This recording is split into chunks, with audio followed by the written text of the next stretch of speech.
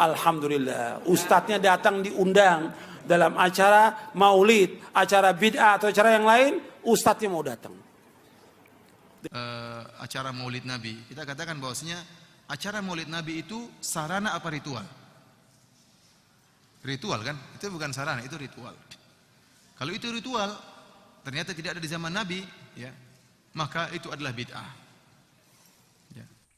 Assalamualaikum warahmatullahi wabarakatuh. Alhamdulillahirabbil alamin wassalatu wassalamu ala asrofil anbiya'i wal mursalin wa ala alihi wa sahbihi ajma'in amma ba'du. Alhamdulillah, pada kesempatan kali ini kita dapat berkumpul, dapat berjumpa kembali dengan saya Muhammad Darwis. Alhamdulillah, pada kesempatan kali ini kita berada pada bulan yang mulia, bulan yang agung, di bulan inilah baginda Rasulullah Shallallahu Alaihi Wasallam dilahirkan. Kita tahu bahwa beliau itu merupakan tokoh revolusioner Islam dunia yang telah berhasil merevolusi peradaban jahiliyah menuju peradaban ilmiah. Sahabat-sahabatku semuanya, bahwa di antara nikmat besar itu adalah lahirnya baginda Rasulullah Shallallahu Alaihi Wasallam. Kata Sayyidina Ali, ad-di'anu sittatu asya. Nikmat besar itu ada perkara. Beliau menyebutkan al-Islam wal Quran wa Muhammadur Rasulullah. Yang pertama adalah Islam, kemudian adalah Al-Quran, dan antaranya lagi adalah lahirnya baginda Rasulullah Sallallahu Alaihi Wasallam. Jadi lahirnya baginda Rasulullah Sallallahu Alaihi Wasallam ini merupakan karunia bagi kita, merupakan nikmat bagi kita. Kalau seandainya tidak ada Rasulullah, maka kita tidak akan mengenal Allah Subhanahu wa Ta'ala. Maka tidak ada rasa iman pada jiwa kita, pada diri kita. Oleh sebab itu, kita patut berbahagia dengan adanya baginda Rasulullah Sallallahu Alaihi Wasallam. Maka Allah Subhanahu Wa Taala berfirman dalam surah Al-Qudus, "Qul bi fadlillah wa bi rahmatihi fabidzalika falyafrahu." Kul, katakanlah, Muhammad, bifadlillah, dengan karunia Allah, wa birahmatihi, dan rahmat Allah, fabidzalika falyafrahu, maka dengan hal itu hendaknya berbahagia. Ibnu Abbas mengatakan bahwa yang dimaksud bifadlillah itu adalah ilmu pengetahuan. Kemudian wa birahmatihi, dan dengan rahmat Allah. Yang dimaksud rahmat Allah itu adalah lahirnya baginda Rasulullah sallallahu alaihi wasallam. Maka dalam ayat yang berbeda, wa ma arsalnaka illa rahmatan lil alamin, tidaklah kami utus engkau Muhammad melainkan sebagai rahmat bagi penduduk alam semesta. Teman-temanku, sahabat-sahabatku semuanya, tanpa terkecuali, jadi di bulan Maulid kita hendaknya berbahagia, kita merayakan, kita pertahankan tradisi-tradisi yang berada di masyarakat kita ini, selama hal ini masih tidak bertentangan dengan ajaran-ajaran Islam. Meskipun ada saudara-saudara kita itu yang menyatakan bahwa hal ini termasuk daripada bid'ah, dan mereka semuanya menyatakan bahwa bid'ah itu adalah tersesat. Mereka memang berdalil dengan hadis yang sahih. Beliau berkatakan, saudara kita mengatakan, maksudnya, kullu mahdatsin bid'ah wa kullu bid'atin dhalalah wa kullu dhalalah fiddar. Jadi setiap sesuatu yang baru yang tidak pernah ada di masa Rasulullah, di masa sahabat, mereka mengatakan bahwa itu adalah bid'ah, dan setiap bid'ah itu tersesat, dan setiap yang tersesat posisinya berada di neraka. Tetapi dalam kitab Fathul Bari, Ibnu Hajar Al-Asqalani menyatakan bahwa lafaz kullun yang dimaksud adalah al-muradu huda walabul bid'ah. Yang dimaksud dalam teks ini, kalimat ini adalah kebanyakan bid'ah. Jadi masih ada bid'ah yang baik. Maka kita tahu sahabat Rasulullah Sallallahu Alaihi Wasallam,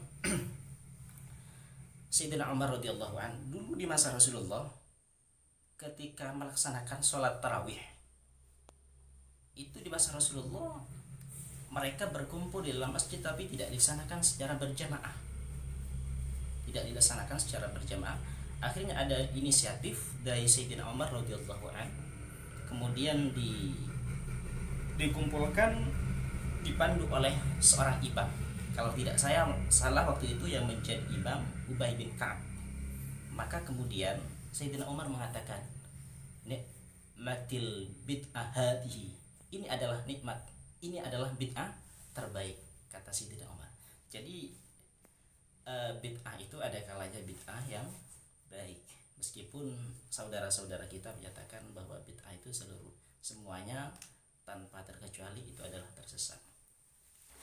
Kita tahu Imam Syafi'i radhiyallahu an. Imam Syafi'i itu adalah orang yang sangat luar biasa, intelektual di masanya. Beliau hafal Al-Qur'an di usianya ketika berusia 7 tahun. Beliau menghafal kitab Al-Muwatta. Al-Muwatta itu adalah kitab karya Imam Malik ketika beliau usia 10 tahun, dan waktu itu pun beliau langsung hafal. Di usia itu beliau langsung hafal. Dan kemudian beliau itu ketika berusia 15 tahun, beliau itu sudah mendapatkan rekomendasi untuk memberikan fatwa kepada daerah di mana Imam Syafi'i itu tinggal secara umum. Beliau mengatakan, ma ahdatha wa khalafa kitaban aw sunnatan aw ijma'an aw atharon fahuwa bid'atul dhalah wa ma ahdatha wa lam yukhalif syai'an min dzalika fahuwal mahmud. Sesuatu yang baru yang diada-adakan yang bertentangan dengan Al-Qur'an, bertentangan dengan hadis, bertentangan dengan konsensus ulama atau ijma' ulama, bertentangan dengan athar perkataan para sahabat, maka ini disebut dengan bid'ah yang tercela. Tetapi sebaliknya, sesuatu yang tidak bertentangan dengan Al-Qur'an, tidak bertentangan dengan hadis, tidak bertentangan dengan konsensus ulama atau ijma' ulama dan athar sahabat, perkataan para sahabat, maka hal ini disebut bid'ah mahmudah, bid'ah yang baik. Jadi sesuatu yang berada di masyarakat kita perlu kita pertahankan. Yang penting hal itu tidak ada ikhtilat, campur aduk antara laki-laki dan perempuan. Tidak ada sesuatu di dalamnya yang bertentangan dengan syariat Islam. Jadi bentuk cinta, rasa cinta seseorang dengan orang lain itu pasti berbeda. Mungkin cinta sahabat dengan cinta orang di masa sekarang itu berbeda. Jangan kemudian kita membandingkan bahwa memang sahabat lebih cinta daripada kita, tapi para sahabat tidak memperingati sebagaimana kita, ya karena luapan rasa cintanya berbeda dengan bentuk yang berbeda. Jadi itu sebagai bentuk cinta kita kepada baginda Rasulullah SAW, maka hendaknya kita memperingati Maulid. Kita mampu bukan hanya memperingati, tapi bagaimana suri tauladan beliau kita ikuti, karena dalam setiap daerah memang perayaan Maulid itu berbeda-beda. Ada kalanya kita hanya membaca selawat, kemudian kita makan, tapi di daerah yang berbeda mendatangkan seorang pendai misalkan yang bercerita tentang kisah Rasulullah, kehidupan Rasulullah, jejak dan langkah-langkah Rasulullah, sehingga hal ini dapat menambah rasa cinta mahabbah kita kepada baginda Rasulullah SAW. Mungkin cukup demikian. Terima kasih. Mudah-mudahan hal ini dapat bermanfaat bagi saya pribadi dan sahabat-sahabat semuanya. Mudah-mudahan kita semakin bertambah rasa mahabbah kita kepada baginda Rasulullah SAW. Assalamualaikum warahmatullahi wabarakatuh.